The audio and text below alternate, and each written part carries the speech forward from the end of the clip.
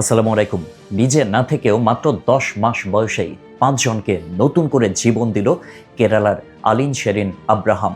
এই লাইনটা শুধু একটা বাক্য না, এটা একদিকে যেমন অবিশ্বাস্য, অন্যদিকে মানবতার সবচেয়ে শক্তিশালী বাস্তব গল্প।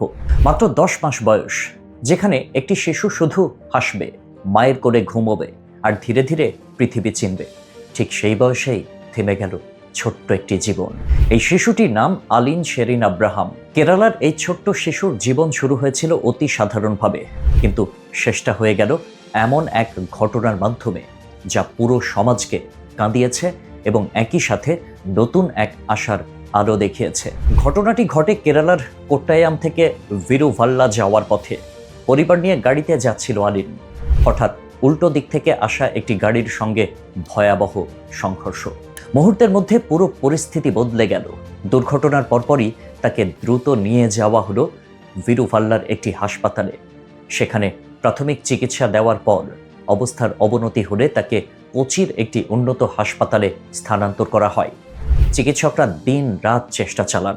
প্রতিটি মুহূর্তে লড়াই চলছিল ছোট্ট শরীরটাকে বাঁচিয়ে রাখার জন্য। কিন্তু ধীরে ধীরে সেই লড়াই কঠিন হয়ে উঠতে থাকে। শেষ পর্যন্ত চিকিৎসকরা ঘোষণা করেন ব্রেইন ডেড। এই শব্দটা শুধুমাত্র একটি মেডিকেল টার্ম না, এটি একটি পরিবারের পৃথিবী ভেঙে যাওয়ার নাম। কিন্তু এখানেই গল্পটা থেমে যায়নি। এই চরম শোকের মধ্যেও এক অসাধারণ এবং সাহসী সিদ্ধান্ত নেন তার বাবা মা অরুণ আব্রাহাম এবং শেরিন আঞ্জন। তারা সিদ্ধান্ত নেন তাদের সন্তানের অঙ্গ দান করা হবে, যাতে অন্য কারো জীবন বাঁচানো যায়। একটি শিশুর নিথর দেহের পাশে দাঁড়িয়ে এমন সিদ্ধান্ত নেওয়াটা মোটেও সহজ কিছু নয়, কিন্তু তারা বিশ্বাস করেছিলেন তাদের সন্তানের জীবন শেষ হলেও তার ভেতর দিয়ে অন্যদের জীবন শুরু হতে পারে। এরপর শুরু হলো অঙ্গদানের প্রক্রিয়া। এর্নাকুলামের হাসপাতালে আলিনের যকৃত, কিডনি, চোখের কর্নিয়া এবং হার্টের ভাল্ব সংগ্রহ করে প্রয়োজন অনুযায়ী বিভিন্ন রোগীর শরীরে প্রতিস্থাপন করা হয়। সবচেয়ে হৃদয়স্পর্শী বিষয় হলো তার যকৃত দেওয়া হয় তিরুবন্তপুরমের KIMS হাসপাতালে চিকিৎসাধীন মাত্র 6 মাস বয়সী আরেকটি শিশুর শরীরে। অর্থাৎ একটি শিশু চলে যাওয়ার পর আরেকটি শিশুর জীবন বাঁচানো সম্ভব হয়েছে। তার কিডনি ও অন্যান্য অঙ্গ আরও কয়েকজন মানুষের শরীরে নতুন জীবন এনে দিয়েছে।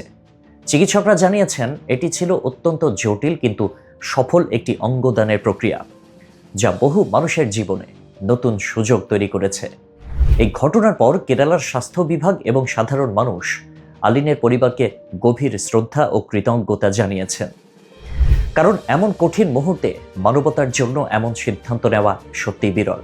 আজ আলিন শেরিন আব্রাহাম আমাদের মাঝে নেই, কিন্তু তার ছোট্ট জীবন 5 জন মানুষের মাঝে নতুন করে বেঁচে আছে।